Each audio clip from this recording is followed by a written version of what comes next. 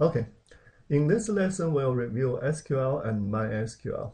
Because everybody in the class already knows SQL, we're not going to get into lots of details. We'll clarify some terminology, cover some basics, and just use some examples to brush up on your knowledge of basic create, insert, select, update, and delete statements.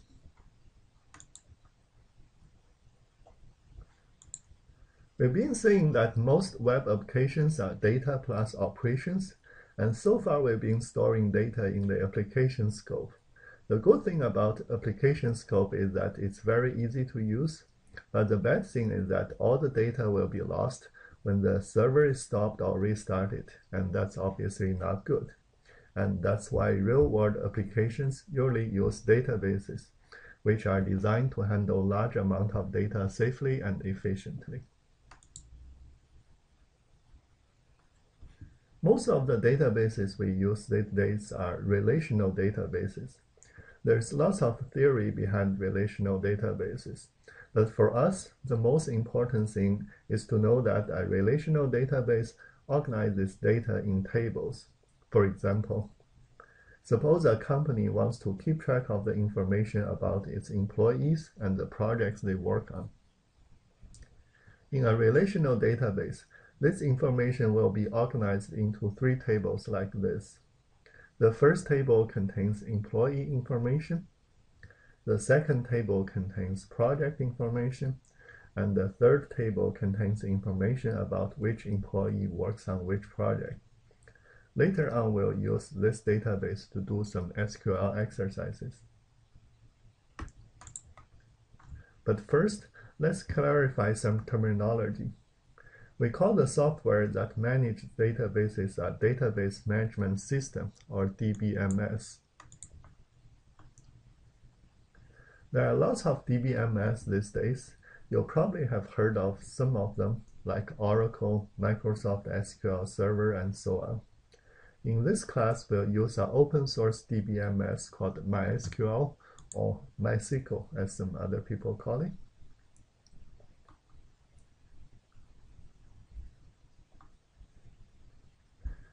A DBMS can manage a number of so-called databases, and each database is a collection of data organized in tables. In addition to tables, a database may contain some other things like views, indexes, procedures, triggers, and so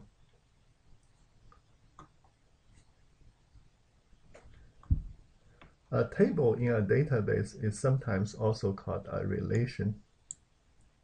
The name, of course, comes from the relational database. And of course, a table has rows and columns. I'll sometimes refer to the columns as the attributes or fields, and the rows as records or tuples or tuples. A table minus the actual data is called a table schema. For example, here the schema of this table is simply the table name, and the names of its 2 attributes. A database schema consists of the database name and all the table schemas in the database. As you can see, the schema of a database defines the structure of the database, and this is why we say when we say designing a database, we usually mean designing the database schema. Once you have the schema of the database, in other words, once you have the names of the tables, names of the columns, and so on, then it's pretty straightforward to populate the database with actual data. But designing schema is kind of more complicated sometimes. The language used to access relational database is SQL, which stands for Structured Query Language. Notice that it's structured, not standard, although it is the standard. All relational DBMS supports SQL, though each has their own dialect that is slightly different from others. The good news is that the differences are mostly in the more advanced features like functions and procedural languages. The core syntax of SQL is pretty much the same across all DBMS. In this class, you'll be asked to place your SQL statements in SQL scripts. SQL script is just a text file that contains SQL statement like select, insert, create tables, and so on. You may also put comments in the script like in your Java code. Note that SQL comments starts with a double dash, and in MySQL, it also supports the /*/ type of comments like in C and Java. SQL script file should have the .sql suffix. So, for example, I have a file here called CS320.sql, and if we put some SQL comments in there, for example, this is a SQL script, and then we can put some SQL in here. Let's say select star from some table, and this would be a SQL script. And of course, it could contain some additional statements and comments and so on. So you can kind of think of SQL script as a SQL program. And just like in Java program, you have to follow certain syntax inside the scripts. So for example, only SQL statements and comments should be in here. You cannot put anything else. Otherwise, just like a Java program, this script won't run because of syntax errors. So make sure that if an assignment asks you to submit an SQL script, you do it in an SQL script so that we can run your script to check your work. Okay, so that's for the SQL script, and as I mentioned, we'll be using MySQL as our DBMS in this class. MySQL is arguably the most popular DBMS for web development. There are many factors contributed to its popularity. It's open source, it's optimized for query performance, it supports full-text search, it's very developer-friendly, and so on. The bottom line is that there are more people using MySQL for web development than any other DBMS, and that's the main reason we choose MySQL for this class. The MySQL on the CS3 server is version 5.5. Each CS3 account you received at the beginning of the class comes with a MySQL database. The database name is the same as the account name. For example, my account is CS320STU31, so my database name is also CS320STU31. The username and password for the database are the same as the server account username and password. Virtually all DBMS use a client-server architecture. The server part is the software that actually manages the databases, and we have to use some client software to access those databases. For MySQL, there is a command line client MySQL, there's a GUI client MySQL Workbench, and a web client phpMyAdmin. Later on, you will write Java code to access databases, and your Java programs are also considered database clients. Regardless of what client you use, you need to use the following information in order to connect to a database: host name or IP address of the database server, port number of the database service, username and password of the database account, and the name of the database you want to connect to. Now let me quickly show you how to connect to your database on CS3 using MySQL Workbench and phpMyAdmin. You'll probably want to use MySQL Workbench if you have it installed on your computer, because it has a GUI interface and is very user-friendly.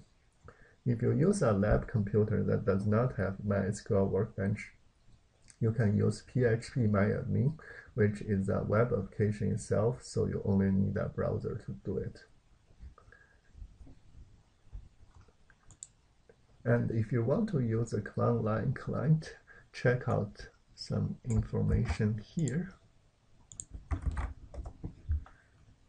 In the MySQL section, it tells you how to connect to a MySQL database using the command line client or MySQL Workbench or the PHP MyAdmin, which we'll do in a moment. Okay, let's do it with MySQL Workbench first. I already have a MySQL Workbench. In fact, I have a MySQL server installed on my computer. So here it is. And right now, I only have a connection here connecting to my local instance on MySQL server as a root user. Let's create a new one that lets us to connect to my database on CS3. We want to give it a name for this connection. You can name it anything. Typically, I would name it as database name at some server. So we're going to connect to database CS320STU31 on CS3. So it will be this one.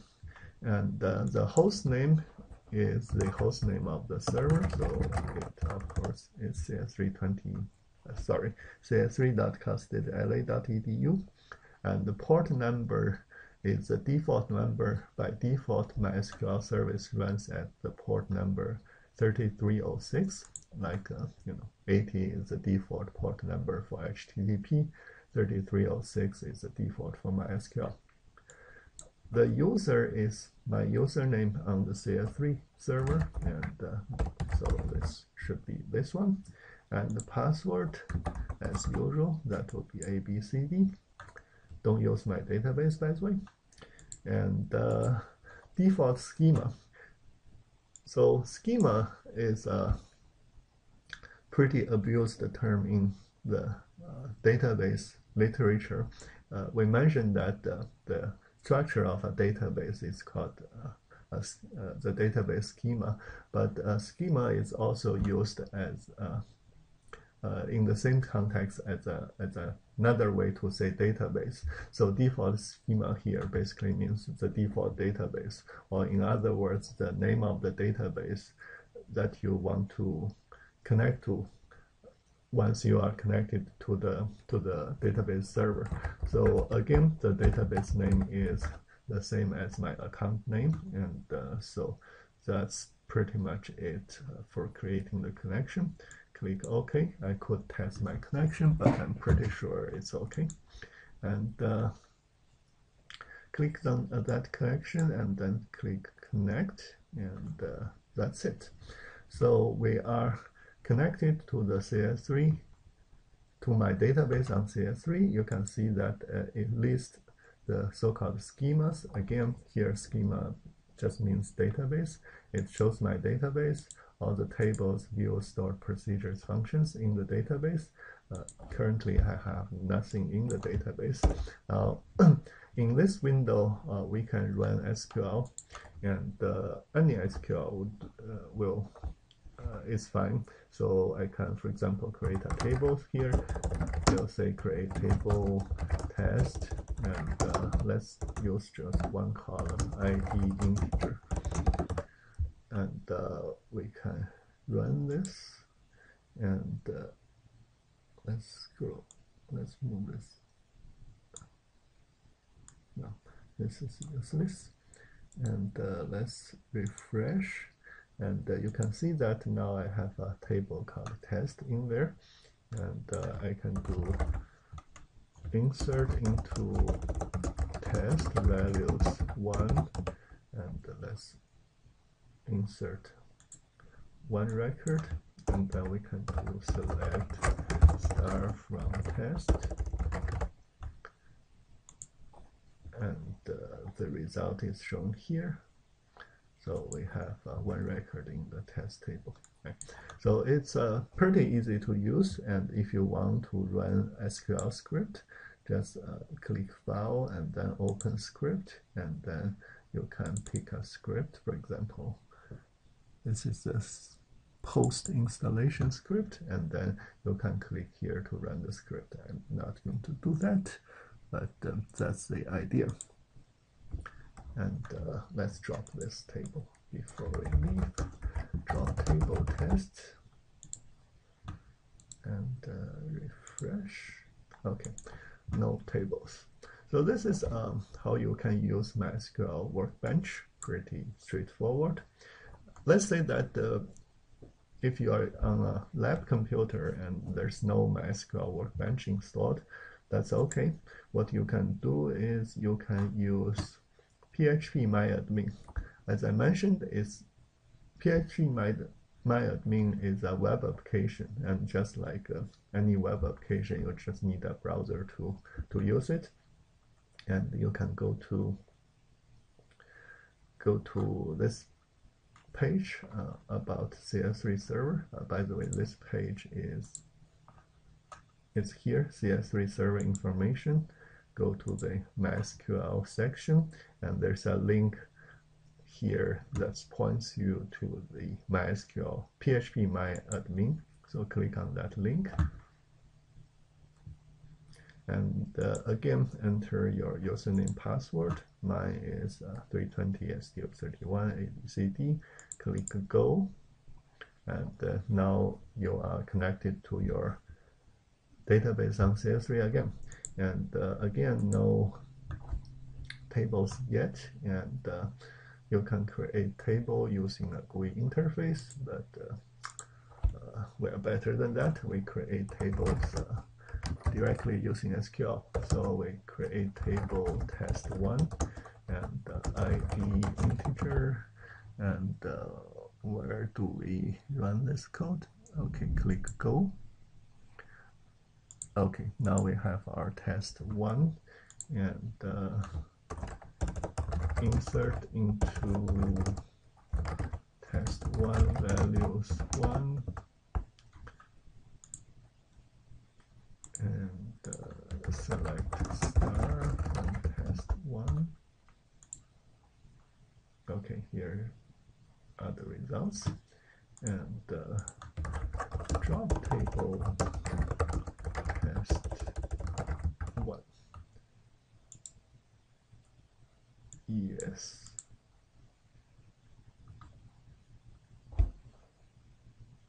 Why it's not dropping?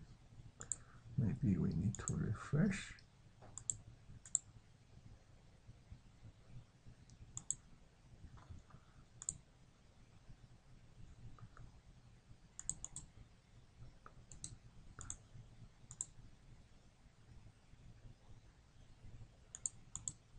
Okay, it is dropped. I just need to refresh my browser. Okay, and if you use phpMyAdmin, if you want to run a SQL script, you need to import the script here. I don't use this, so I never tried it. Well, I probably have tried it sometime last year, but anyway, it should work. And that's how you use phpMyAdmin. Pretty simple. And so that's it. Now that we know how to use MySQL, let's talk a little bit about database design. Properly discussing database design will take probably 4 to 5 lectures, like what we usually do in the class CS422. We need to, for example, cover entity relationship model, ER design, converting ER design to relational design, functional dependency, normalization, and all that stuff. And obviously, we don't have enough time for that. So here we'll use a simplified design method, which I call database design for dummies.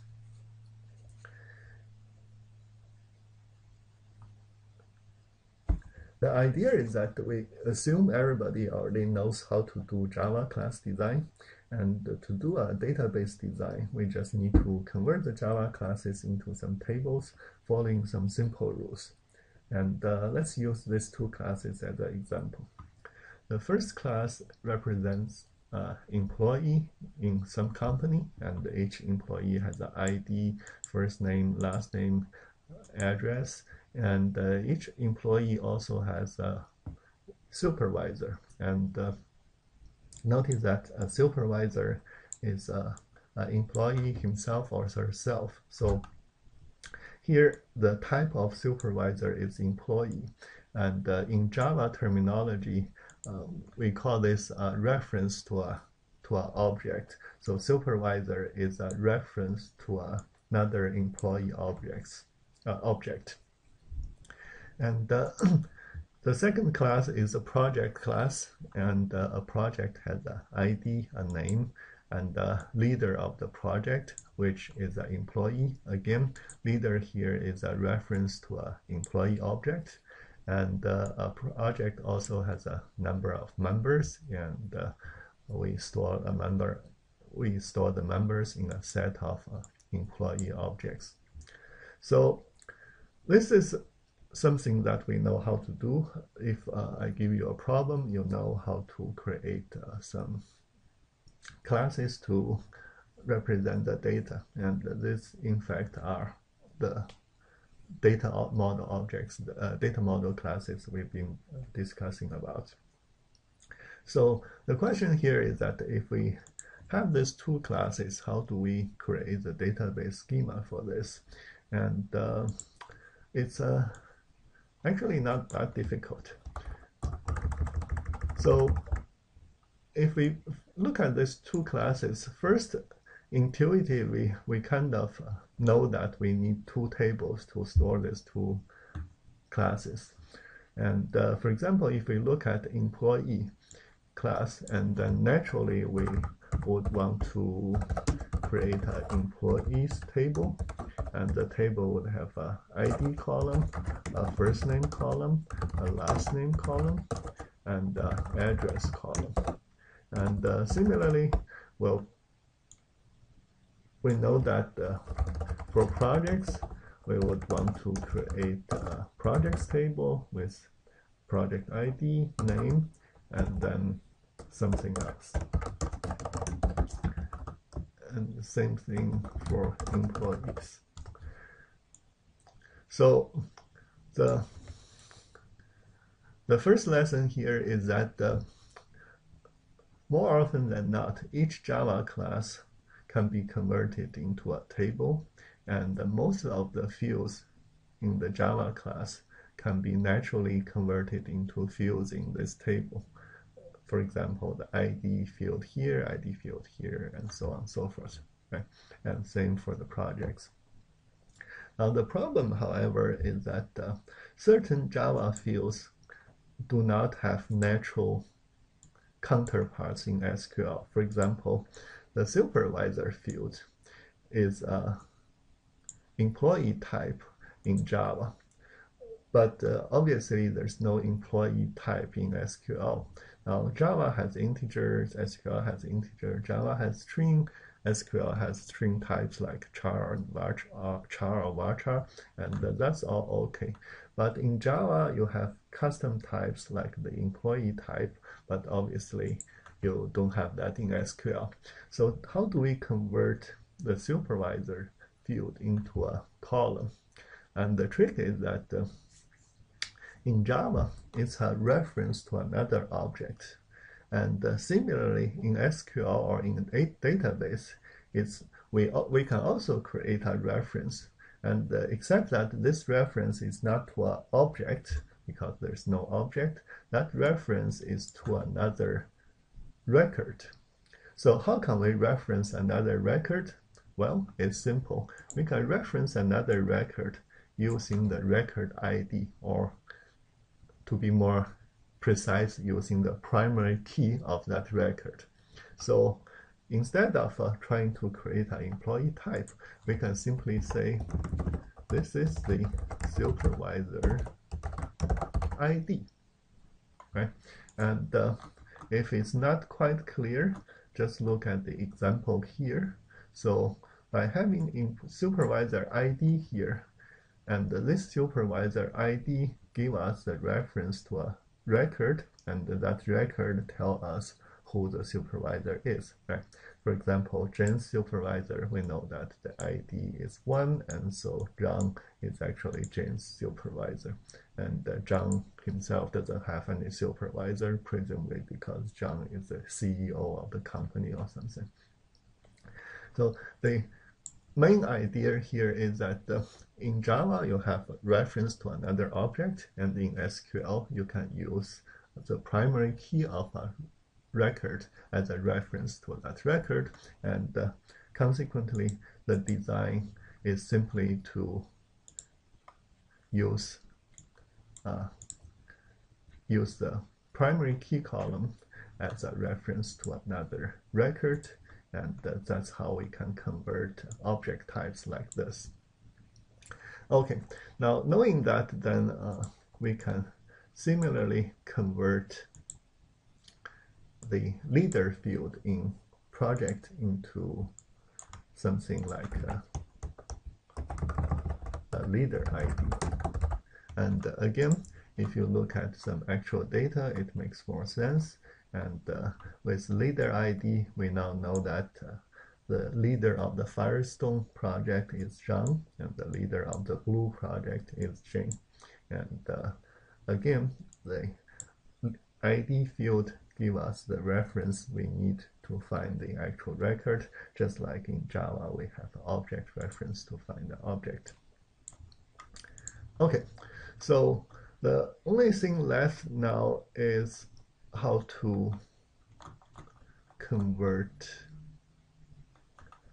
the collection here. So in Java, this is a collection of employee objects, and so in SQL, the rule of thumb is that if you see a collection, it needs its own table. So what we do is we basically create a new table for this collection.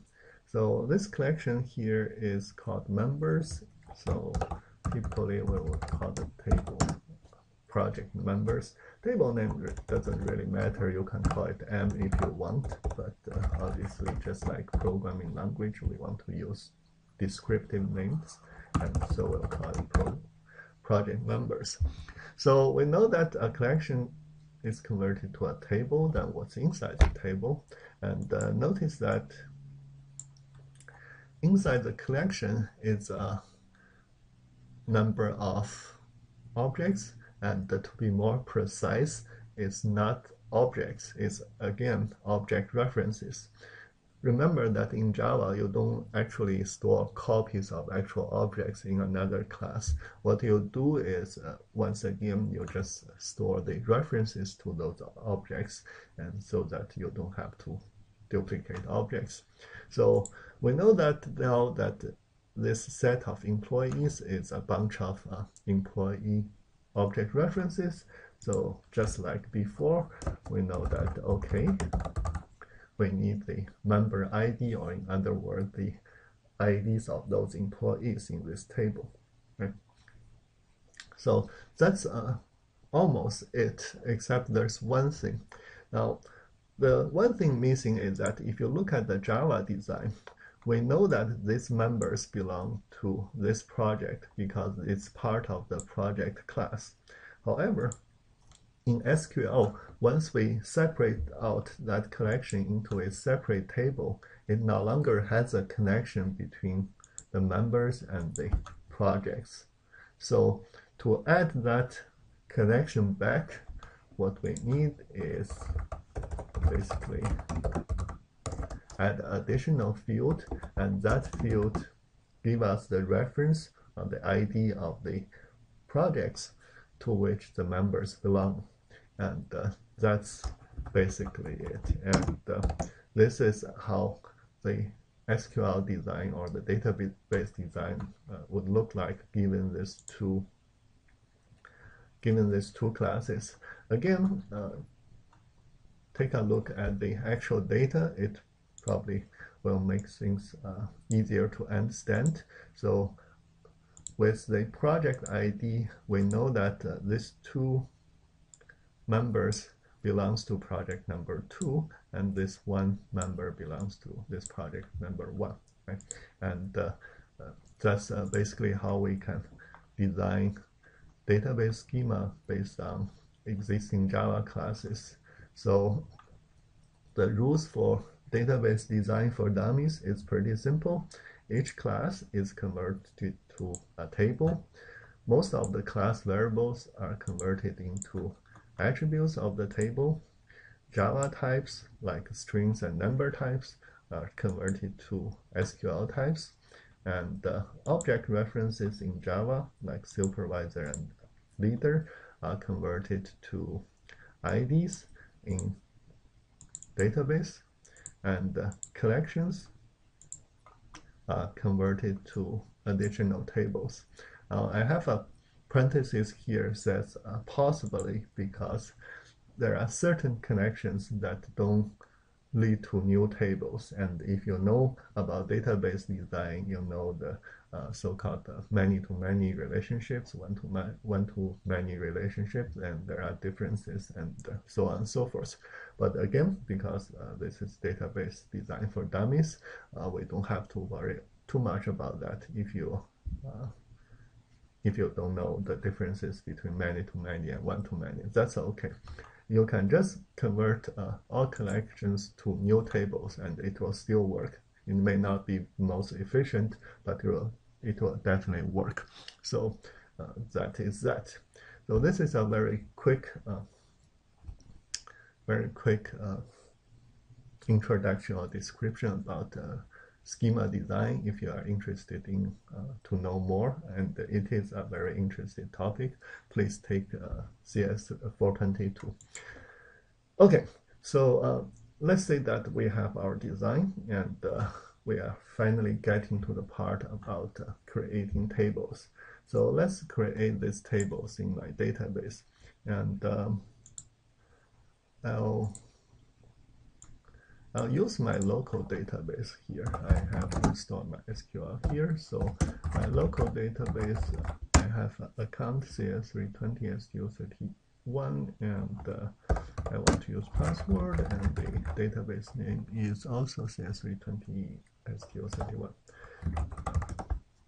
And notice that it's the local database, because I didn't specify the host name to be CS3 and all that. Okay, and currently there's no table in there, and let's create a few. So let's say we want to create the employees table. So that will be create table employees,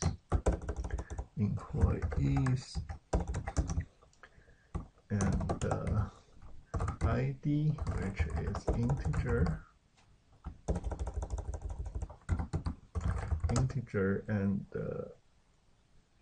we'll use auto increment, and it's a primary key, and then first name,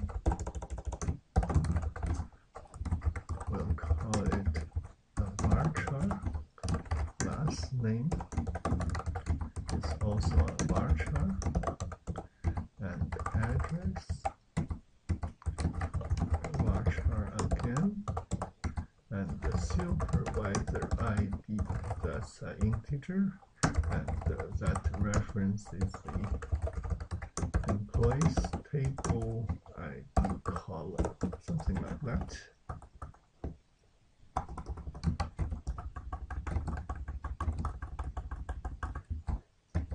Okay, and let's also create the other two tables. We'll have projects table. ID is integer,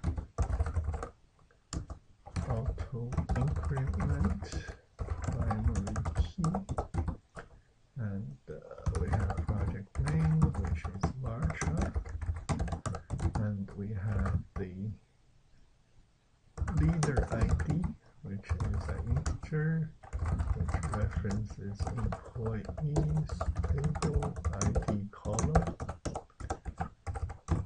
And let's do project numbers. So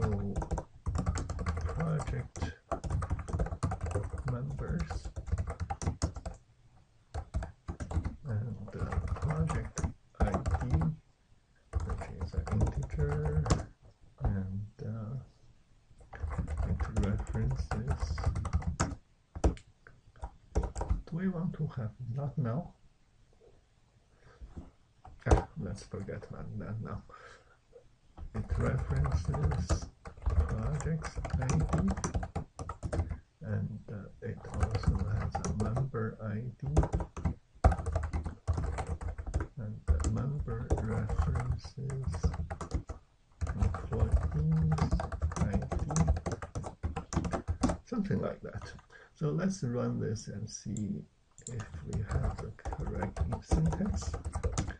Source CS320.SQL. That's how we run this script. And show tables. Okay, we actually have all the tables, and my syntax is also correct. So there are a few things I want to mention about the create table statement. The syntax is pretty straightforward. You'll say create table, table name, and then you'll specify field name, field type, and then some constraints like not null, unique, default, and so on and so forth. Now, the first main thing is about naming conventions. In SQL, you should use plural form for your table names, like employees, projects, project members. You should use singular form for column names, like address instead of addresses, name instead of names. And you should use underscore to concatenate multiple words, like first underscore name, last underscore name, and so on. So notice that the naming conventions here are different from the Java naming conventions, where you use mixed cases to concatenate words, capital letter for class names, and so on and so forth. The main reason for concatenating multiple words with underscore is that the SQL is a case-insensitive language, meaning that many DBMS treat names as case-insensitive. So if you have mixed cases like this, some DBMS, it may display okay, like on MySQL, this will be displayed like this, which is fine. But if you take your same SQL code and run it on Oracle, then Oracle would display the name like this, because names are case insensitive, and now you can see that this name becomes quite a bit less readable. And just like in your Java code, you want to make your code readable, so it's easy to maintain, to debug, and this is why in SQL you want to do this. Now, other than the naming conventions, there are also some other things that are important regarding creating tables. So obviously, you need to be familiar with common SQL types. There are three main categories of types: the numerical types, the string types, and then the date and time types. And you need to know the commonly used ones, in particular integer, real, char and varchar, and datetime, and timestamp. If, for example, you forgot the difference between char and varchar, read up your CS122 textbook or some online tutorial. Just brush up on your knowledge about SQL types, and this is important. And also, it's quite useful to use databases to generate unique IDs. Remember, in our guestbook example, we use a static variable as a ID seed and use that static variable to generate new IDs. That doesn't work out that well in a real-world scenario when you have concurrent access to your web applications, and it's very easy to run into risk conditions where you have you would generate the same ID for different records or something like that. So in practice, it's better to use databases to generate unique IDs, because database is designed to work in a concurrent environment. And different DBMS has different ways to generate unique IDs, and in MySQL, that's using the auto increment property, so that when you insert a new record into a table, it automatically generates a unique ID for that new record. And then there are, of course, some integrity constraints like unique, not null, primary key, foreign key, and so on. And again, we don't really have time to go over the details of each one. If you don't remember what those things mean, read about, review them in your database textbook, or some use them online tutorials. And then we need to populate the tables, so that would be using the insert statements. And let's insert a couple of them. So we'll do insert into employees, and values. We'll say ID is 1, first name is John, and last name is Doe. Address, what's the address?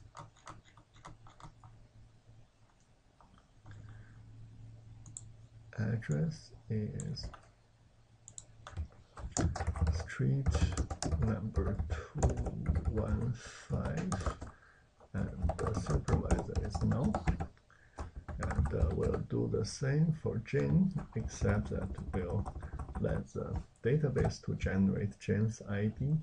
So we'll do insert into employees, and first name,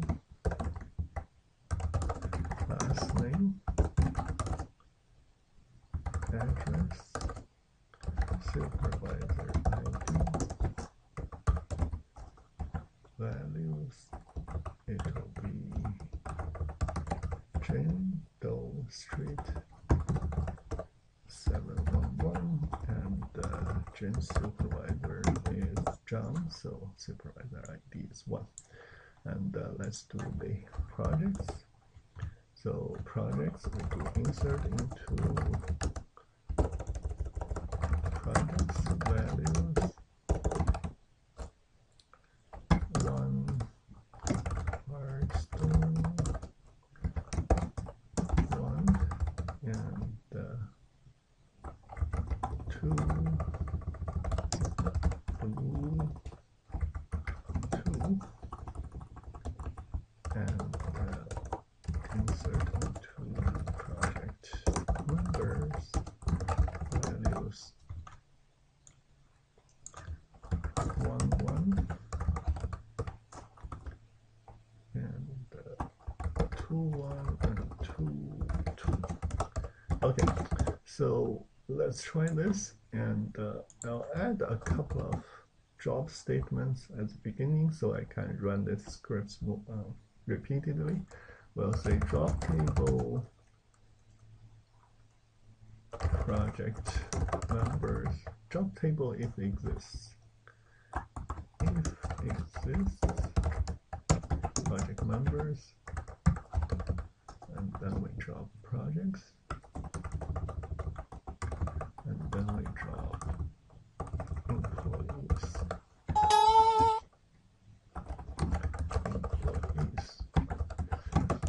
Notice that the order of dropping the tables is really the reverse of the creation order, and that's because the tables created later tend to have foreign key references to the tables created earlier. So when you drop the tables, you want to drop the ones that depend on others first, and then drop the ones that are depended by others the last.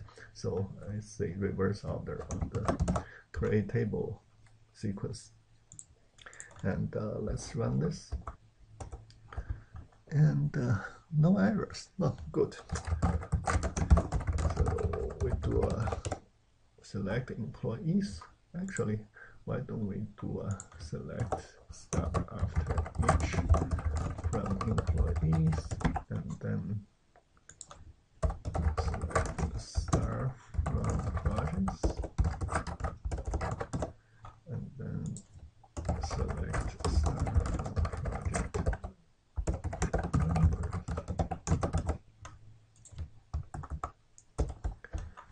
we have project members, we have projects, and we have employees.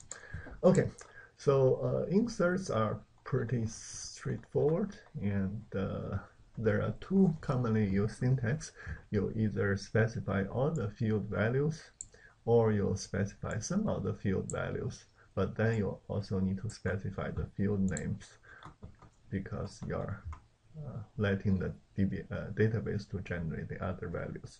So field names and then values, or all values for all fields.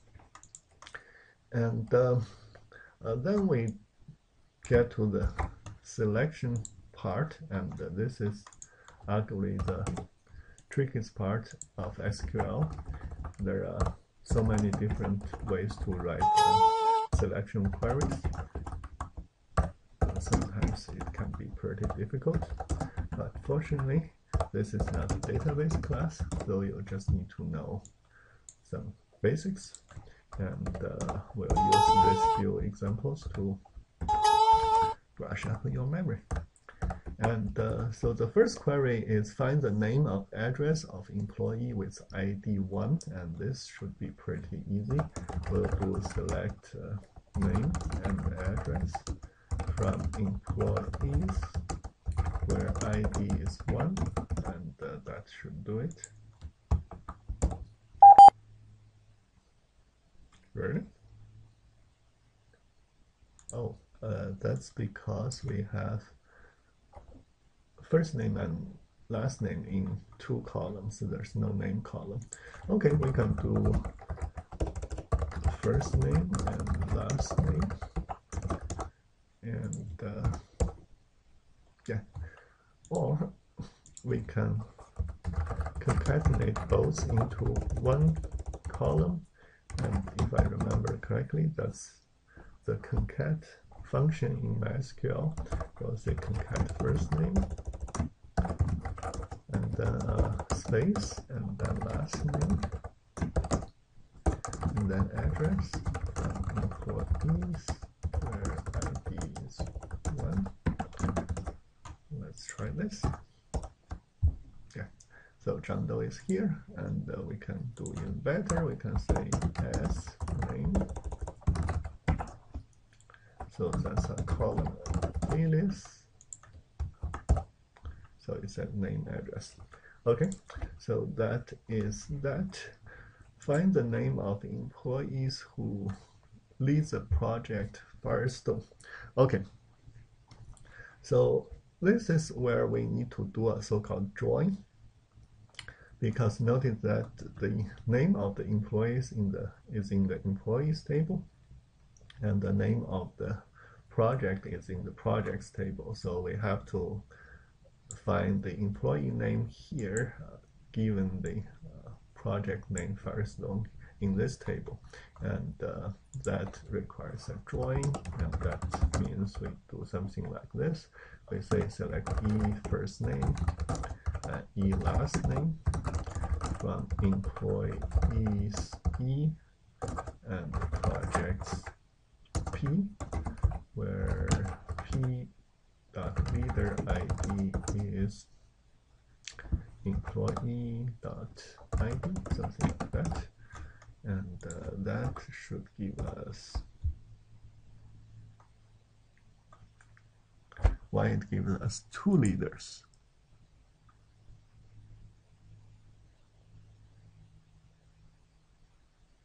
Oh, that's because we didn't specify the project name, so obviously we need to do that, where p dot name is Firestone, and this.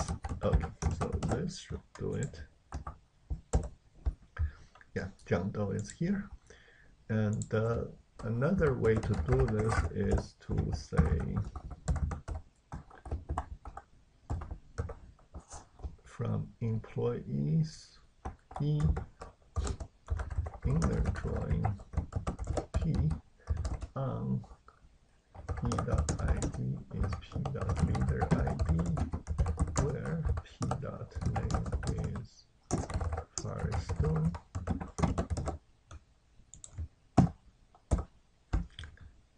Zhangdou. Both are Zhangdou. Okay, so let's stop here for a moment and just let me point out a few things about these first two queries. Although they are two simple queries, there is something important in there. So first, for the first query, it's pretty straightforward.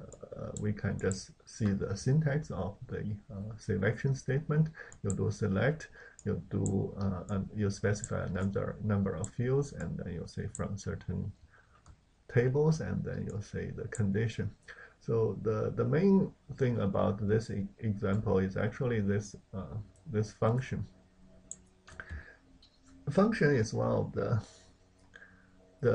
places where different DBMS have quite different things because not many functions are standardized in SQL. So lots of functions like string functions and so on are not standardized. So when you use a new DBMS, one of the first things you should do is to look at browse through the functions chapter of the DBMS menu. So three types of functions that you will use quite often: the number functions, the string functions, and in particular the date and datetime functions. So please spend some time read the functions and operators chapter in the MySQL developer menu, and just have a general idea of what functions are in there. It's pretty important. Now the second example, although it's very simple, again it shows something very important, and that's the so-called drawing. Surprisingly, lots of people, after taking 122 or some equivalent class, are still not very comfortable with drawing tables. And drawing tables is arguably the most important thing in SQL programming, in the sense that if you don't know how to draw tables, you cannot do anything, because most non-trivial queries require you to drawing multiple tables together. So get comfortable with the idea of drawing tables.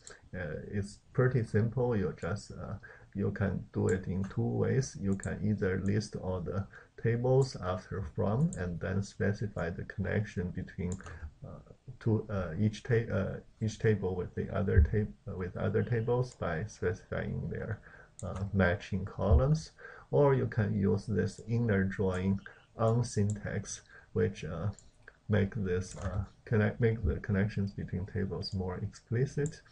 So you say table 1 inner join table 2 on some common matching columns, and then specify the additional conditions after where.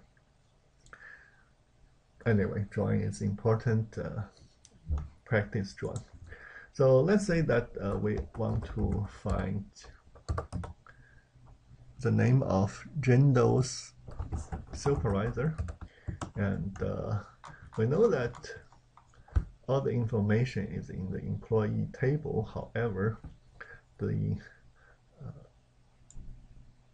column in a record is supervisor ID, is not supervisor name, and here we need to find the name of the supervisor. So the way to do it is to do a so-called self-drawing. So basically we take the table and join it to itself. So we'll have something here from employees, and then employees again, and the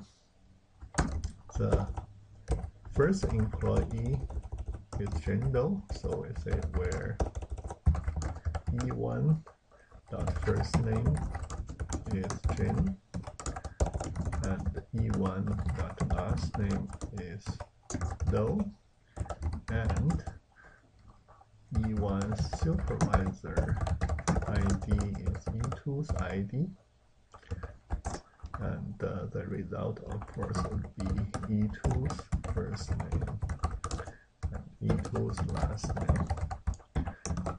So as you can see, the the query reads pretty natural.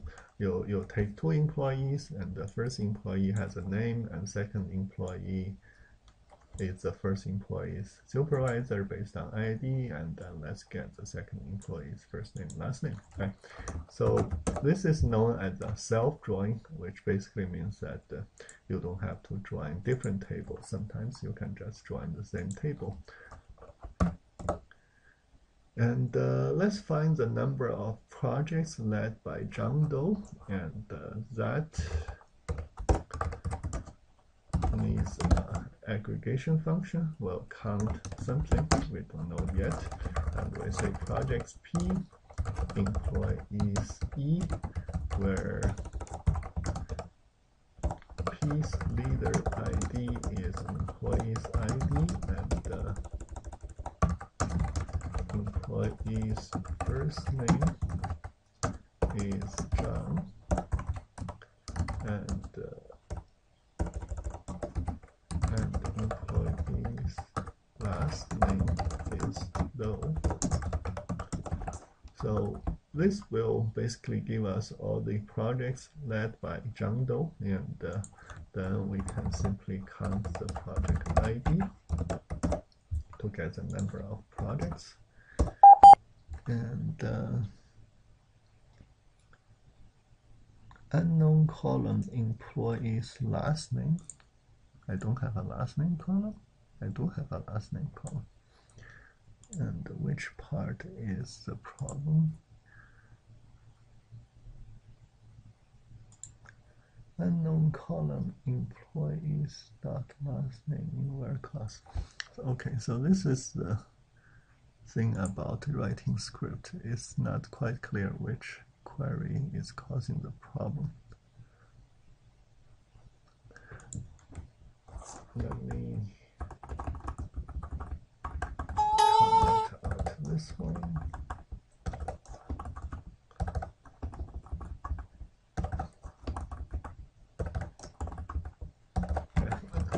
Getting a little bit overconfident. Should have tested each query after I wrote it before writing the next one.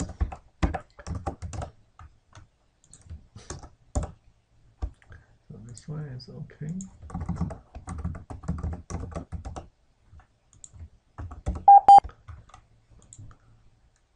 Oh, it should be E dot last name instead of employees dot last name.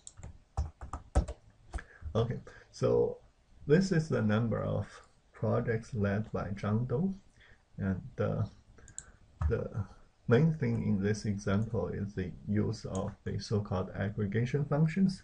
And as we know, there are several aggregation functions in SQL. They count, sum, average, mean, and max. And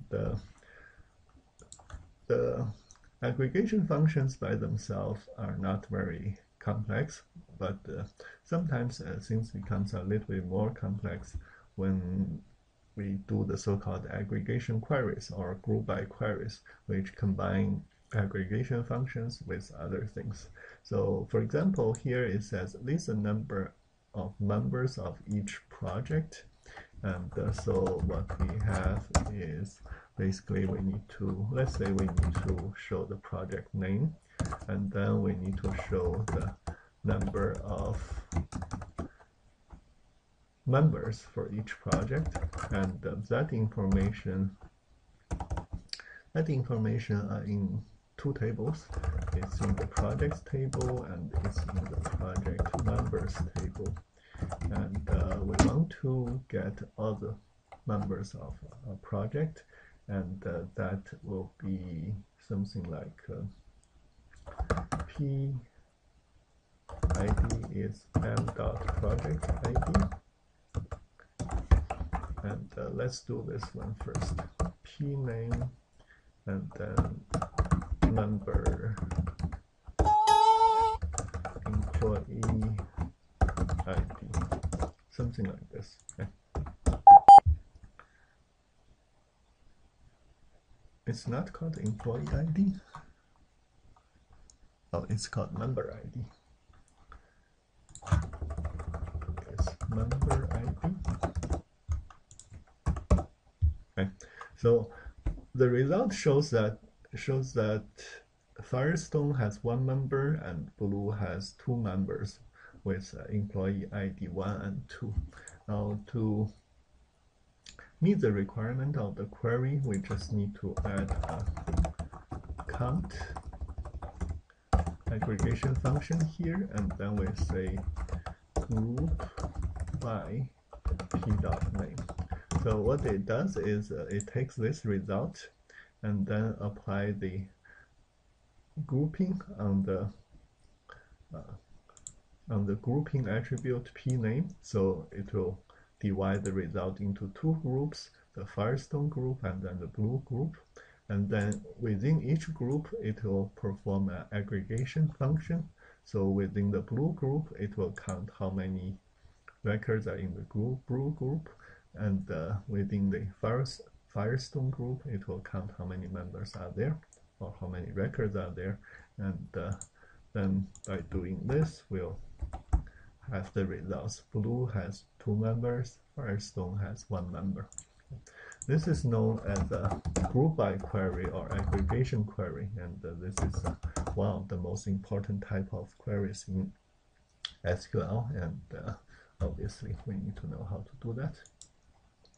Okay, so this is a very brief review of some of the main things I think you should know regarding writing queries. Excuse me.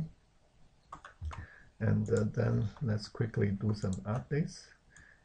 So if we want to change John Doe's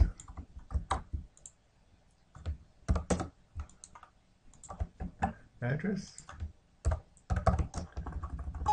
change John Doe's name,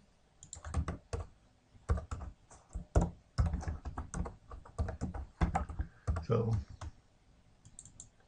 John Doe's address would be update employees, update employees set address to 123 Main Street, where first name is John and last name is Doe. And to change the name, we'll say update employees set first name to Tom, last name to Smith,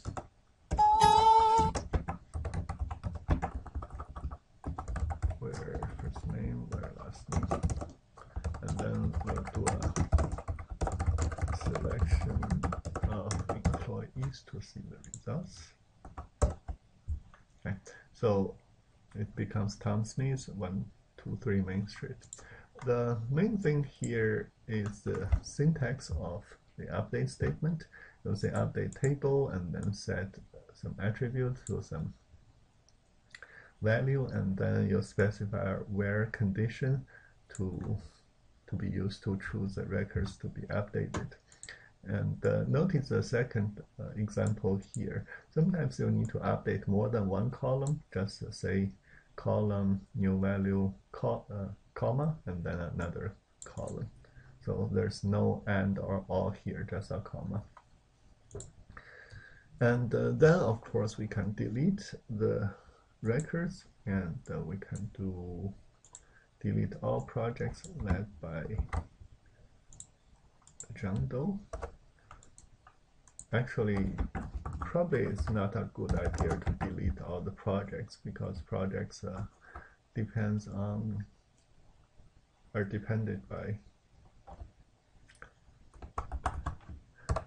Okay, so if we want to delete all the projects led by John Doe, we would first delete all the project members, because those,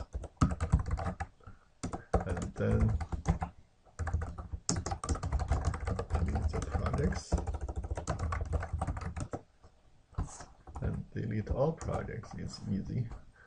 We can do delete from project members and delete from projects.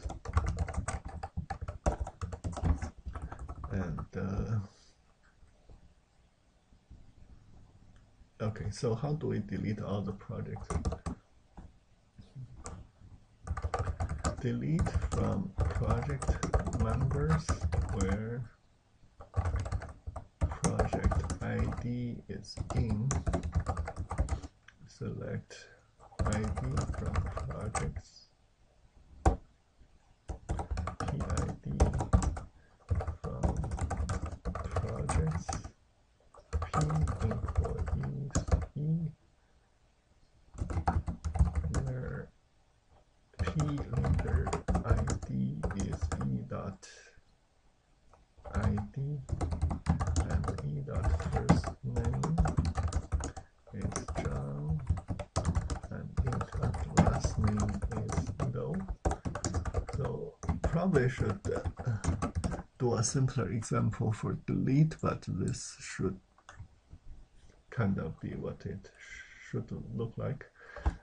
We first delete all the project members because those fields have foreign key references to the projects. And then we delete the projects themselves. We say delete from projects where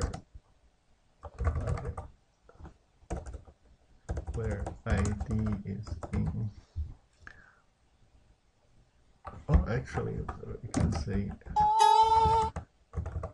where leader ID equals 2. Select ID from employees where first name is John and last name is Doe. Okay, so it's really more complex than I intended, but I guess it shows a use of subquery, so that's good.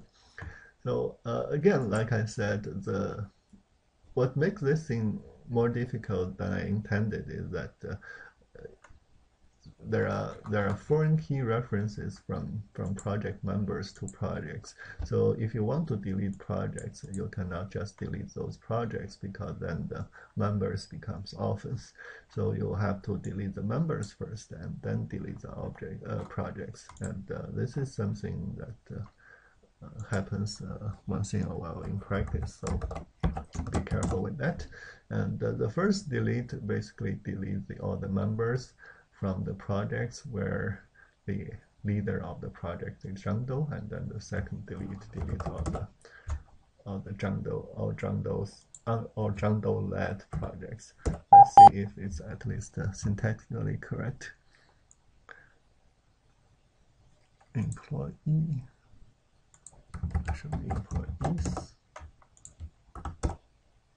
Okay, so at least it's syntactically correct.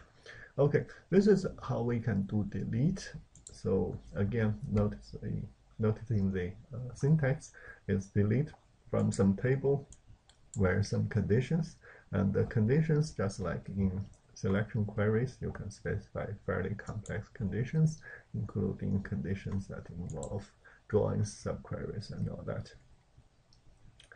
So then we can do drop, and you can drop tables, you can even drop databases, but obviously don't do that on CS3, because if you do that, we'll have to recreate your database, otherwise you won't be able to run your assignments on CS3.